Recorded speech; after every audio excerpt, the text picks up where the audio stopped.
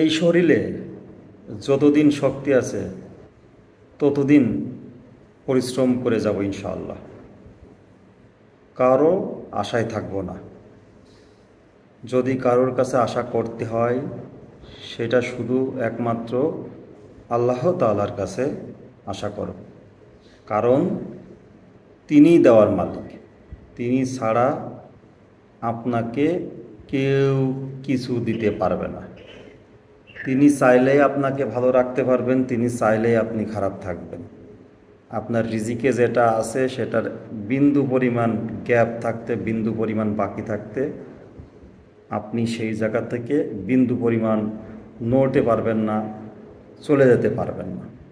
যেমন ধরুন আমরা অনেকেই বলে থাকি যে এই চাকরি করব না, এই কাজটা করব না, এটা আমার জন্য অনেক পরিশ্রম হয়ে যায়, এটা আমার জন্য অনেক কষ্ট হয়ে যায়। ঠিক আছে, আপনি চেষ্টা করতে থাকবেন অন্য জায়গা সুইচ করার, কিন্তু একটা বিষয় আপনি মাথায় রেখেন, সেটা হলো যে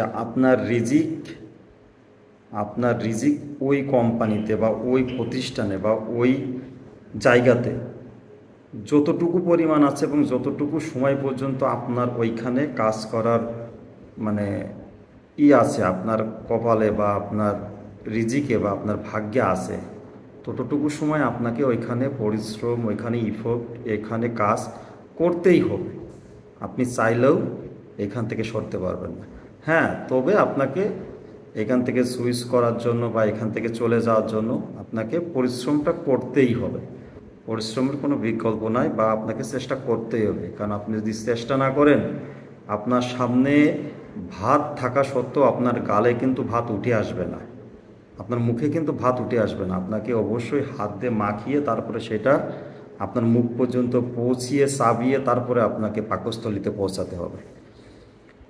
তাই আপনাকে পরিশ্রম করতেই হবে, বা আপনাকে রিজিকের উপর, ভাগ্যের উপর ভরসা রাখতেই হবে। তাছাড়া আপনি কোনোভাবেই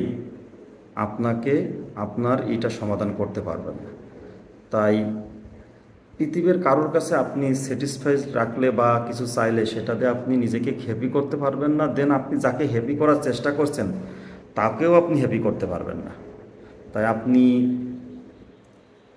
একটা আরবিতে একটা কথা আছে, তাওয়াক্কাল তু আলাল্লাহ। আপনি আল্লাহর উপর ভরসা রাখুন, আপনার জন্য আল্লাহই যথেষ্ট। যার পৃথিবীতে কেউ নাই তার জন্য আল্লাহ আছে। তা আপনি আল্লাহর উপর ভরসা রাখুন, আল্লাহ আপনার সব সমস্যার সমাধান করে দেবে। আর আপনি সৎভাবে পরিশ্রম করতে থাকুন, সৎভাবে পরিশ্রম করতে থাকুন, দেখবেন আল্লাহ আপনাকে ঠিক একটা নির্দিষ্ট সময় এমন পজিশনে, এমন জায়গায় আপনাকে পৌঁছে দিবে যে আপনি নিজেও খুশি হয়ে যাবেন, আপনার আশপাশের মানুষ সবাই খুশি হবে।